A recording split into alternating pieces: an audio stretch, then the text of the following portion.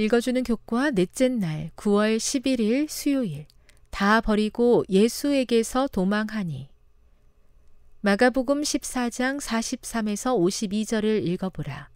구원의 계획에 매우 중요한 어떤 일이 일어나고 있는가. 예수님의 가장 가까운 동료 중 한 명이 그분을 배신하고 대적에게 넘겼다는 것은 충격적이다. 복음서는 유다의 동기를 자세히 설명하지 않는다. 그러나 엘렌 화이트는 다음과 같이 기록하였다. 유다는 본래 돈에 대하여 강한 애착을 가지고 있었으나 이런 일을 할 만큼 항상 부패했던 것은 아니다. 그는 악한 탐욕의 정신을 길러서 마침내 그것이 그의 생애의 동기를 지배하게 했다. 돈에 대한 애착이 그리스도께 대한 그의 사랑을 능가했다.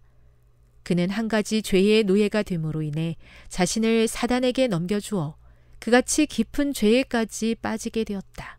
시대의 소망 716. 배신한다는 자체가 모든 사람에게, 심지어 배신자를 이용하는 사람들에게도 개탄할 일이다. 그러나 유다의 행위는 우정을 가장하여 자신의 배신감을 감추려 했기 때문에 특히 더 사악하다. 그는 폭도들에게 자신이 입맞춤한 사람을 체포하라고 알려준다.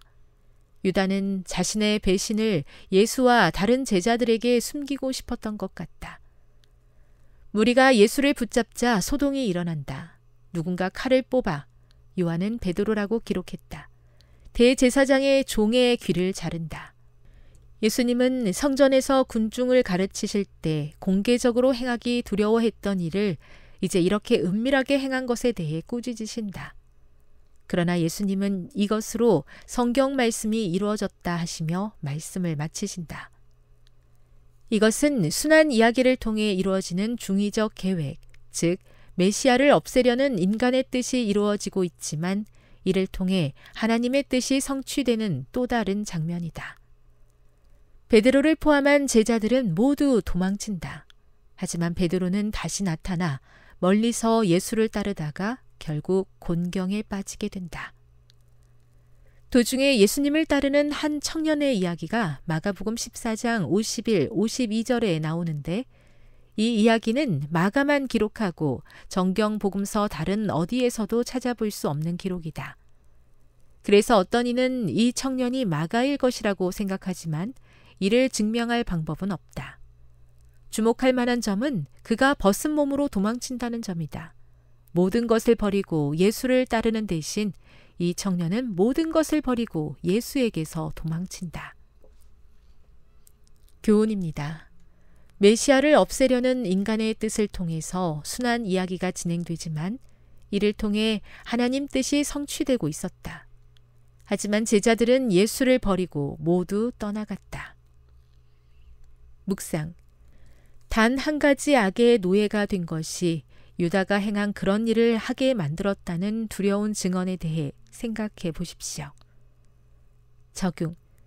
유다의 경험은 죄를 미워하고 하나님의 은혜로 그것을 극복해야 하는 것에 대해 그대에게 무엇을 말하고 있습니까? 영감의 교훈입니다. 주님을 버리고 도망친 제자들. 제자들은 자신의 생명이 위태롭게 되자 모두 그를 버리고 도망하였다. 예수께서 그 살기에 찬 폭도들의 손에 홀로 남으셨다. 키가 큰 천사의 지휘 아래 거룩한 천사의 많은 무리는 그 광경을 보기 위하여 내려왔다. 저희는 하나님의 아들이 당한 모든 모욕과 학대를 기록하고 그가 당할 모든 고통을 기록할 것이었다.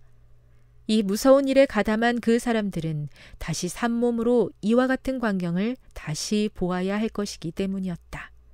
살아남는 이들 211. 하나님의 뜻을 이루는 종이 되고 싶지만 고난을 통해서 이루는 일은 어렵습니다.